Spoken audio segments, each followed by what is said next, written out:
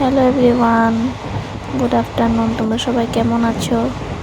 আমি কিন্তু একদমই ভালো নেই, জ্বর হয়েছে। একদম শরীরটা খারাপ লাগছে আমার। জার্নি করেছিলাম তার জন্য হতে পারে। আজকাল না আমি একদমই জার্নি করতে পারি না। তিনসুকিয়া থেকে ডিব্রুগড় বেশ একটা দূরে না, 1.5 ঘন্টা সময় লাগে। তো বাড়ি গিয়েছিলাম একাই, বর আগেই চলে গেছিলো, ওর কাজ ছিল বলে।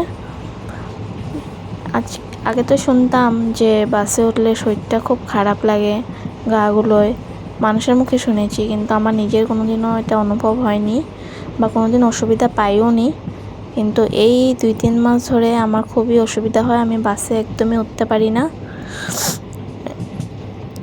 এত গা গুলায় আর একদম মরে যাবো এরকম একটা ভাব হয়, বলার মতো নেই। যেমন তেমন করে চলে গেছিলাম বাড়িতে 2 দিন মতো থেকে রবিবারের জন্য রওনা হয়ে গেলাম গুয়াহাটি বি-বড়ুয়া হসপিটাল বাবাকে নিয়ে। সাথে ফ্রেন্ড ছিল, ও গেছিল গিয়ে ওর দিদির বাড়ি। আর ওদিকে আমি আর বাবাই ছিলাম। হসপিটালে দেখানো হয়েছে, তো অনেক কিছু ফর্মালিটি ছিল, প্রসেস ছিল।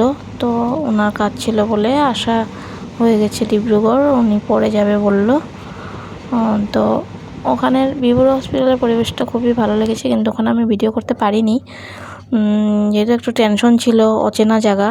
কিন্তু আমার এক দিদি আছে, চেনা, মঙ্গলদৈ থাকে, ওনার থেকে আধা ডিটেলস আমি নিয়ে গেছিলাম, বলেছিল আমাকে প্রসেসগুলো, তো ওইভাবে করলাম। তো ওখানের মানুষগুলো খুবই ভালো, যতটুকু পর্যন্ত চেনা হলো। প্রত্যেকটা মানুষ হেল্পফুল, দেখিয়ে দিয়েছে, বুঝিয়ে দিয়েছে কিভাবে কি করতে হবে। তো অতটা অসুবিধা পাইনি, শুধু অসুবিধা পেয়েছি লাগেজের জন্য।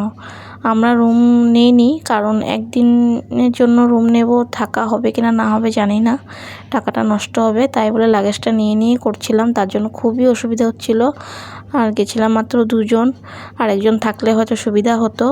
বান্ধবী তো চলে গেছিলো দিদির বাড়ি, আর একটু অসুবিধা ছিল তার জন্য।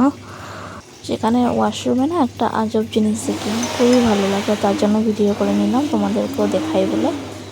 হাতটা ভিজে থাকলে সেখানে দিলে শুকিয়ে যায়, খুবই একটা সুন্দর জিনিস দেখলাম।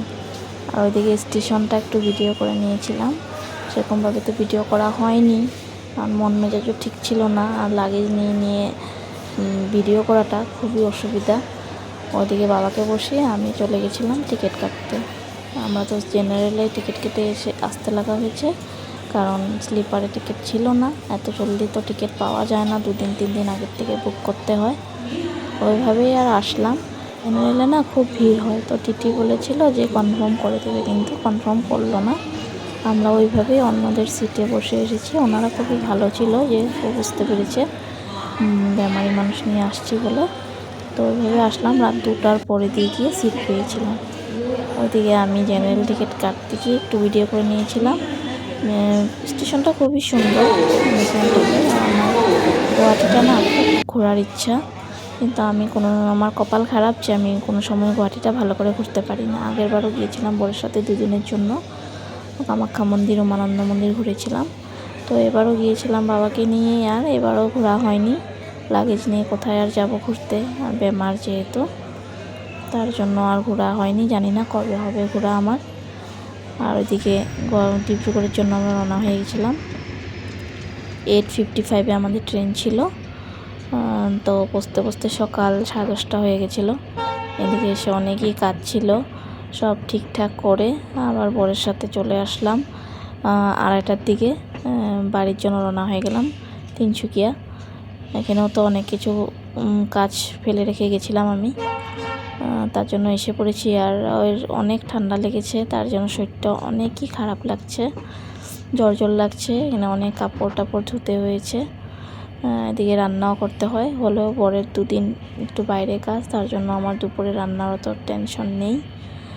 তো ওইভাবেই আর আসলাম। আবার কবে যাই দেখা যাক, যদি নেক্সট বার যাই তো বি-বড়ুয়া হসপিটালটা দেখাতে চেষ্টা করব। আবার নেক্সট ব্লগে দেখা হবে, দেখি আমার জ্বরটা কতক্ষণে ভালো হয়।